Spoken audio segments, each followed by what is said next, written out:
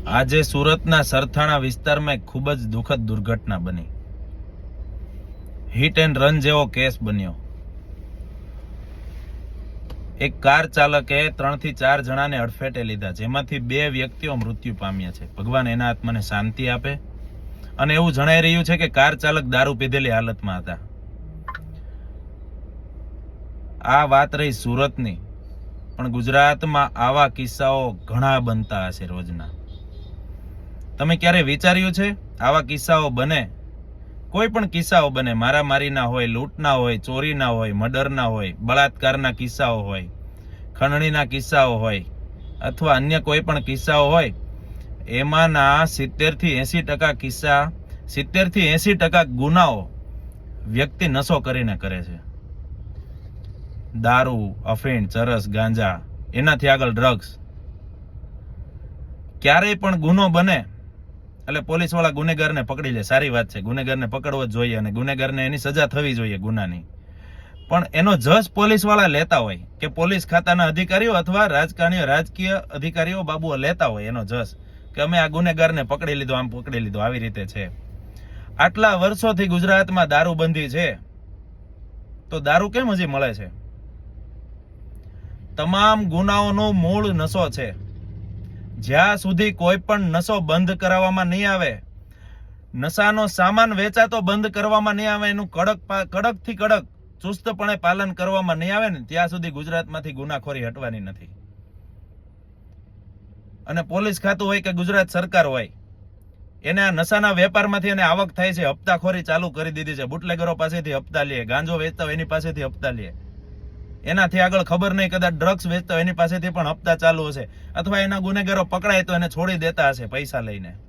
શા માટે આવું? ગુજરાતની જનતા માટે, જનતા સાથે શા માટે અન્યાય? ગુજરાતની જનતા ક્યાં સુધી આવું સહન કરશો? તમે જ્યારે આજે પોલીસ ખાતામાં તમારો કોઈ પણ કેસ લખાવવા જાઓ છો, તમારો ફોન ચોરી થઈ ગયો, તમારી સાથે લૂંટનો ગુનો બન્યો, તમારી સાથે કોઈએ મારામારી કરી, તમને ધમકી આપી, તમારી પાસેથી કોઈ ખંડણી ઉઘરાવે છે, તમારી જમીન કોઈએ પચાવી પાડી, તમે જ્યારે ગુનો નોંધવા જાઓ ને આમાંથી 40 થી 50% અરજદારોને મેં સાંભળેલા છે કે એમને કોઈના પણ કોઈ સરકારી અધિકારી, પોલીસ ખાતાના અધિકારીઓ દ્વારા એમની સાથે તોછડાઈ ભર્યું વર્તન કરવામાં આવતું હશે. ચાલે કાલે આવજે, આજે સાહેબ નથી, આમ છે, તેમ છે, શાંતિથી બેસ, અથવા ગાળો આપવામાં આવે છે. તમે ક્યારે સાંભળ્યું છે બુટલેગરને ગાળો આપી? સાચી હિંમત હોય ને તો હું તો કહું છું આ સરકારમાં બેઠેલા તમામ બાબુ અને બુટલેગરોને તમે ગાળ આપીને બતાવો, એને ઘર ભેગા કરીને બતાવો, તો તમારી મહાનતા કહેવાય, તો તમારી મર્દાનગી કહેવાય. સામાન્ય જનતા પાસે તો સૌ મર્દાનગી બતાવે. અરજદારને ધમકાવવાની પણ ઘણા પોલીસ ખાતાના અધિકારીઓ કે કોઈ પણ સરકારી અધિકારીઓ ઘણી કોશિશ કરતા હોય, પણ જ્યાં દારૂ વેચાતો હોય, જ્યાં ગાંજો વેચાતો હોય, જ્યાં ડ્રગ્સ વેચાતો હોય, ત્યાં કોઈ નથી જતું. શા માટે?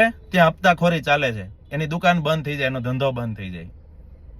ગુજરાતની જનતાને આ ખૂબ જાગવાની જરૂર છે. હવે ક્યાં સુધી આ સહન કરતા રહેશો?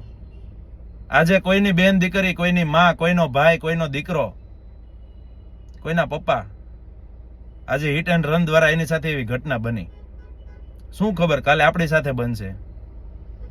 જ્યાં સુધી ગુજરાતમાં નશાનો સામાન વેચાતો બંધ નહીં થાય ને ત્યાં સુધી કોઈ પણ જાતની ગુનાખોરી નહીં અટકે.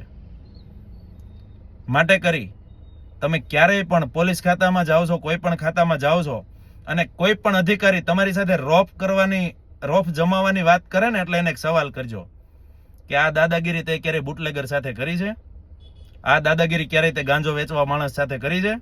જુગાર રમાડતા વ્યક્તિ સાથે તે ક્યારે આ દાદાગીરી કરી છે? ડ્રગ્સ વેચતો વ્યક્તિ સાથે ક્યારે આ દાદાગીરી કરી છે? તમે એને સવાલ કરજો. એની પાસે જવાબ રૂપે કાંઈ નહીં હોય.